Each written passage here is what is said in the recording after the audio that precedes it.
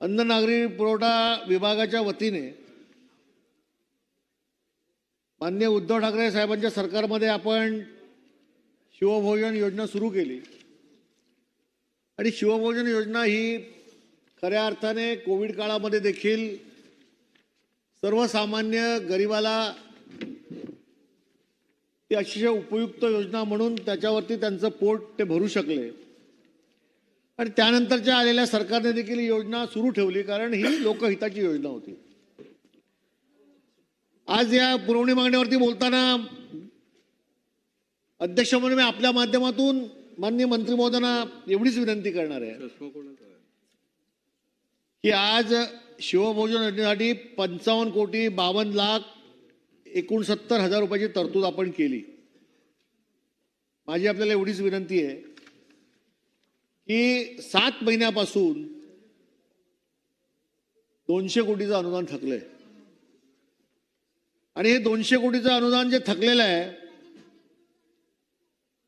आज जे शिवभोजन धारक आहेत चालवणारे त्यांनी 10% व्याजाने कर्ज घेतलंय आणि 10% व्याजाने कर्ज घेऊन ते शिवभोजन ते चालवत आहेत.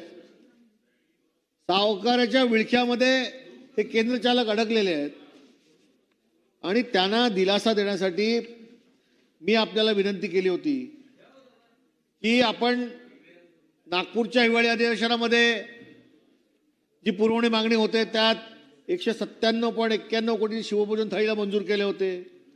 त्यानंतर राज्य शासनाने शिवभोजन थाळी योजनेअंतर्गत सुरू केलेल्या 1800 शिवभोजन केंद्रासाठी 200 कोटीची निधी तरतूद झाली. परंतु आत्तापर्यंत या संपूर्ण शिवभोजनाला 21 कोटी रुपये इतका तुटपुंजा निधी उपलब्ध करून दिला गेला. भुजबळ साहेब, आणि त्यामुळे माझी आपल्याला विनंती आहे की या केंद्र चालकांना दिलासा देण्यासाठी आज या पुरवणी मागण्यावरती बोलत असताना आपण तात्काळ हा जो निधी आहे ज्यांना पैसे येणं बाकी आहे त्याबाबत घोषणा करून उद्यापासून त्याची अंमलबजावणी करायला सांगा, एवढी माझी आपल्याला अत्यंत कळकळीची विनंती.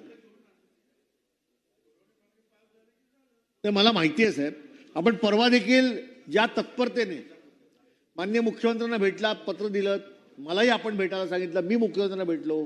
मुख्यमंत्री साहेबांनी आदेश दिले होते मुख्य सचिवांना की तात्काळ पैसे रिलीज करा, पण पैसे रिलीज झाले नाहीत आणि त्यामुळे आपण आहात, त्यामुळे मला चिंता नाही आहे.